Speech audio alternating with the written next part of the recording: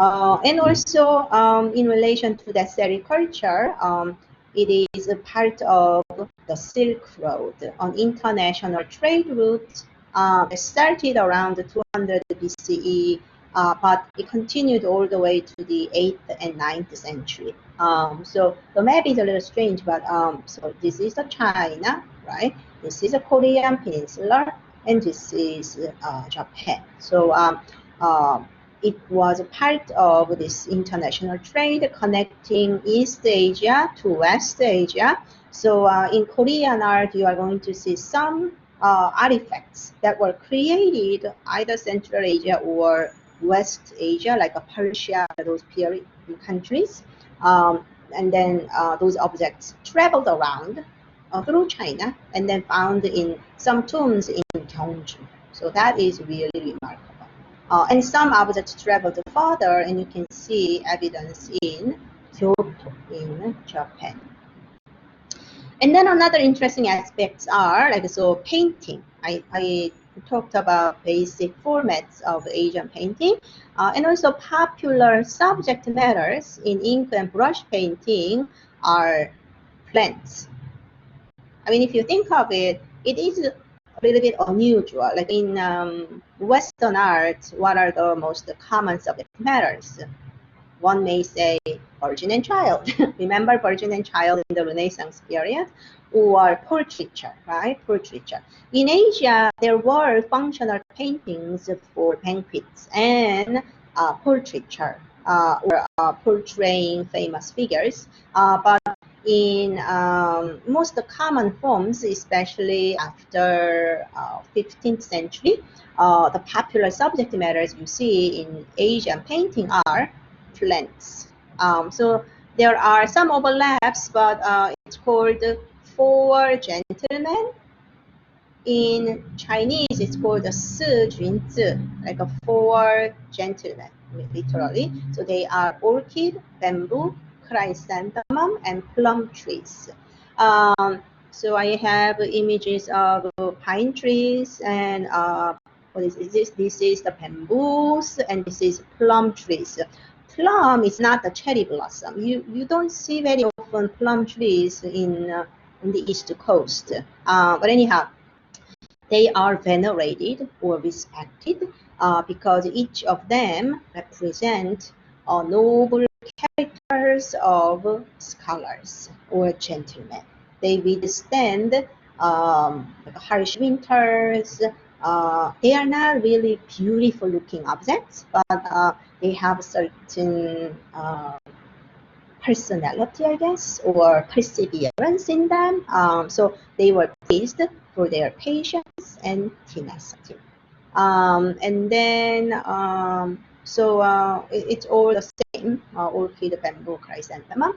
And then in Korean context, they also have three friends of winter. So they singled out of these and then focused on the winter time, right? And they are pine trees, bamboo, plum, and there is no orchid. Orchid is delicate to grow. Anyhow, I want you to remember the subject matter of Four Gentlemen. Now the map. So this is shows the main cities of Korea. So Seoul is the capital of South Korea. Pyongyang is the capital of North Korea. And now it's adjacent to current Russia, and then China, Japan. But what I wanted to explain to you with this map is, in the early 20th century, the entire world was the subject of imperialism. You know the word imperialism? And that is the part of the empire, right? Imperialism. And that also started in the 19th century, or even earlier in the late 18th century. And as of now, we are experiencing this Black Lives Matter, and in a way, it is the legacy. The oppression on minority people or oppression on African descendants. So this is the legacy of imperialism. So what I want to explain is, in the early 20th century, there was no country called Korea. Then, what existed instead of Korea? It's only called Japanese Empire. So Korea was part of this Greenland. These are all large colonies of the Japanese Empire. So Korea didn't have its own identity from 1910 to 45. So usually in Korean history, they say 36 years of colonialism. Uh, 36 years of colonialism. So in the Pacific Ocean, we had this Japanese Empire.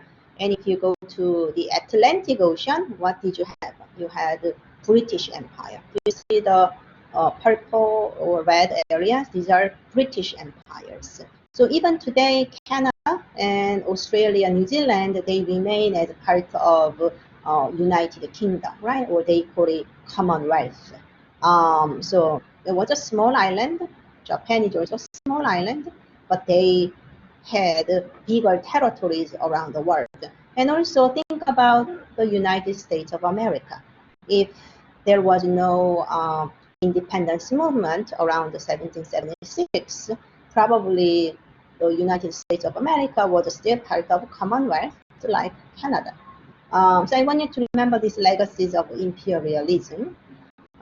Even in Korean history. So these are major rivers and major mountains as well. So this will be asked in your map quiz. Map quiz. So I want you to remember the main rivers. So this is Seoul. The most important river is Han River. And Han River becomes Namhan River, meaning Southern Han River, and then the Northern Han River. But the rivers, they start from here. This one shows mountains. So from the high mountains, the river flows down toward the ocean,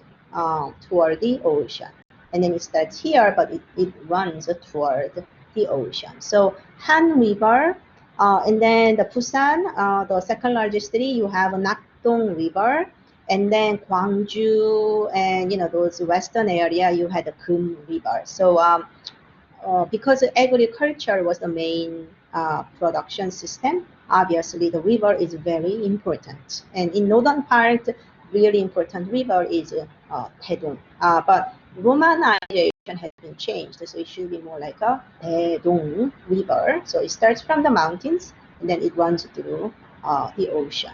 And then if you go all the way up here, there's also two rivers. So here in this case, Mount Baekdu, that's the largest mountain. So this is the tallest. So the river starts here, but it flows one to here, the other to this side. So one is called Yallu or Aplok River. You will see in another map. Yallu is a sort of a Chinese name.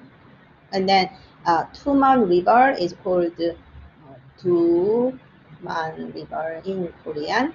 Same thing, but Tuman is a Chinese name, so there are two rivers. So Tuman River, Yallu River, right? And then you have a Taedong River, and then Han River, and then Kum River, Nakdong River. Okay.